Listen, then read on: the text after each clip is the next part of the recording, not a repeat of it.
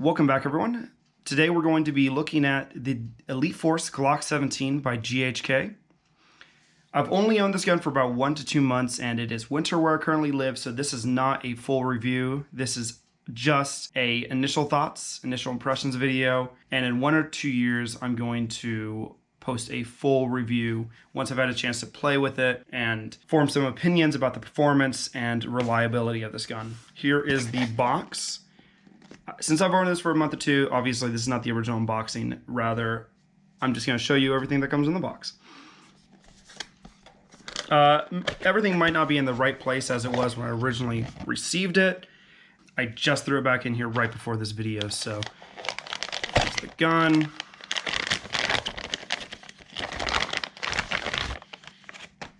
Yeah, that looks amazing. It does look good, which it should for this price point. And we have various other stuff. You also have a speed loader with the speed loader adapter already glued on, which is interesting. And you also have some extra O-rings. All right, enough of that. I mean, yeah, there's a manual and everything in here, but who cares?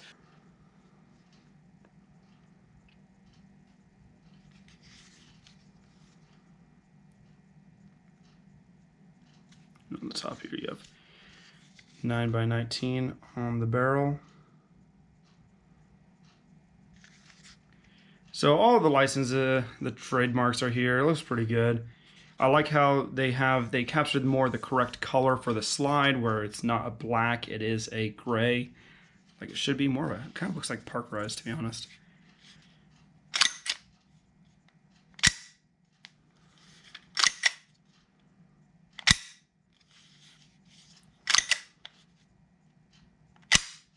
To take it apart, you have to hold down the levers, the switches on each side. And I just bumped against the table and bumped the slide against the table to start it off, and then pull the rest of it off. Slide. Looks very clean underneath, which is pretty neat, compared to some that look much more. So you take off the spring. Barrel comes right out. You can see that you have a more like a rifle piston in here, which is kind of interesting. A GBBR rifle piston. Looks pretty cool. And I actually have the GHK G5, and we're just going to compare the pistons real fast. And here it is. So we have this piston versus this piston, and let's go and try to get a close over these to compare them. And you can see they look very similar. This is the G5 piston is slightly longer, but you can definitely see the comparison of how much this looks like a full-size GBBR piston, which is really cool. For comparison, also, I'm going to pull out the Elite Force PPQ. I believe this is by VFC.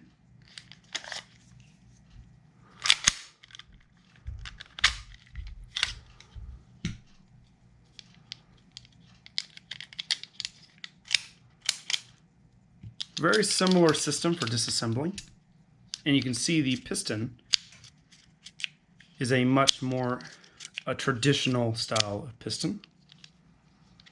And I think that's one of the big innovations with the GHK Glock is the newer piston design. And while we're out here, we can go and get a closer look at this barrel, and you can kind of see that rifling on there, which is kind of interesting. And if we take out the barrel real fast,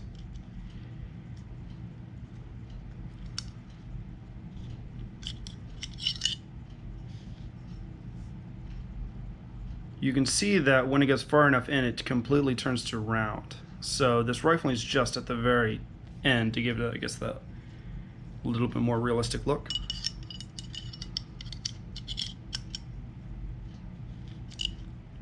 You have an O-ring on here, like a washer, I meant to say.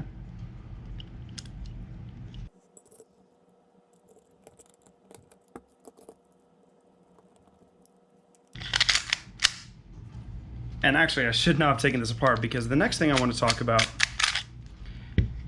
is the lowers. and to kind of compare them to each other.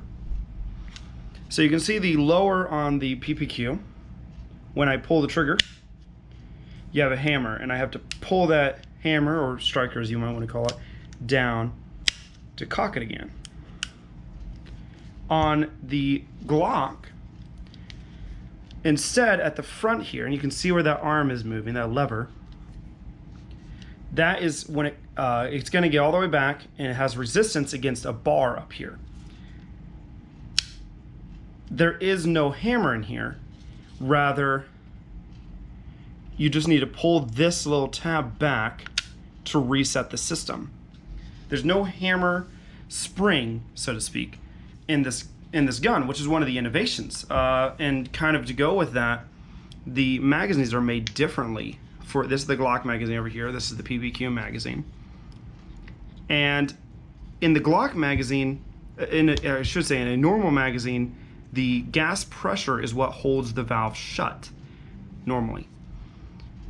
It's not like that with the Glock magazine. Rather, it always has a spring force that keeps it shut, which means that theoretically, the amount of force required to open the valve does not change because the gas pressure is not affecting that.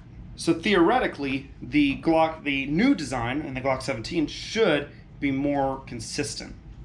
But that is yet to be seen. I haven't done enough testing with this gun to know for sure on that point. But that's an interesting innovation nonetheless.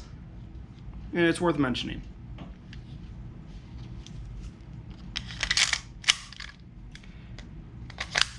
So far we've talked about the two big innovations with the Glock 17. You have the new valve system, and with that, the lack of a hammer spring. And we have a full-sized gas blowback piston in here rather than the traditional reduced, like small piston. So even though I have not shot this gun very much, I do want to quickly mention the performance just for the sake of putting it out there. Shooting at targets, I was able to reach out to about 60 yards, no problem. I don't know the accuracy at that range, as I have not measured it in any capacity, but it feels pretty good. So as long as that doesn't get worse with age, I am very happy with the range, accuracy, and consistency at this point. So that is going to be subject to change if the gun gets better or worse as time progresses. The last thing I want to go ahead and hit on, and I have brought a couple other guns to put it up against, the weight of the gun, the weight of the magazine, and compare that to two other Elite Force guns. We have the Elite Force M9 and the Elite Force PPQ, which I've already brought out here. And of course I have a scale. First of all, the guns without the magazine, 19 ounces roughly. So 19 ounces.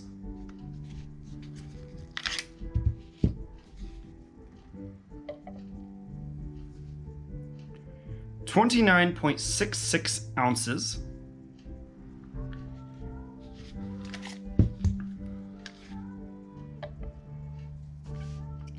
$14 ounces. So the Glock comes in right in between these two guns. Now for the magazines, we have the PPQ magazine first. Actually, we're going to do it in the same order. Glock magazine first. 4.87 ounces. M9 magazine. 8.5 ounces, almost double.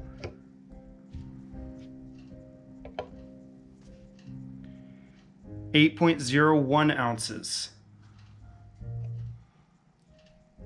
So as you can see, the new GHK magazine comes out as quite a bit lighter than either of these other two magazines. The M9 magazine is CO2, the PPQ magazine is propane or green gas. The GHK magazine is also green gas. One last thing to mention about the GHK Glock magazines is how to put the gas in. You can see this pin right here. You just have to depress that slightly, and then the base plate comes forward, and it's locked in place so you can't actually pull it off. And there you go. Push it back shut, you're done. And that is basically everything there is to say about the GHK Glock. I think it's pretty phenomenal. I think the innovations are pretty cool, and I think the weight is spot on for a good airsoft sidearm. But I think that is the biggest concern I have with this gun as of right now, is will the performance match the price? The price for this gun is extraordinarily high. It is insanely expensive in my own opinion. You might be saying to me, well, hey, you buy all these other gas blowback airsoft guns, which may cost more than this gun. But the thing is, those are primaries. I use my primary rifles and shotguns much more than the pistols. And will I get my money's worth out of this replica? Or will this just be for show and never really be used? And, you know, that is the question. That is what we're going to find out in this coming year or two. So stay tuned for the full review. And if anything happens between now and then, I will be pinning a comment below to share those details with you. So stay tuned for that, if anything pops up down there. And if you have any questions about this replica or any of the things I've said, please let me know in the comments and I will try to get back with you on those. Until next time, see you guys.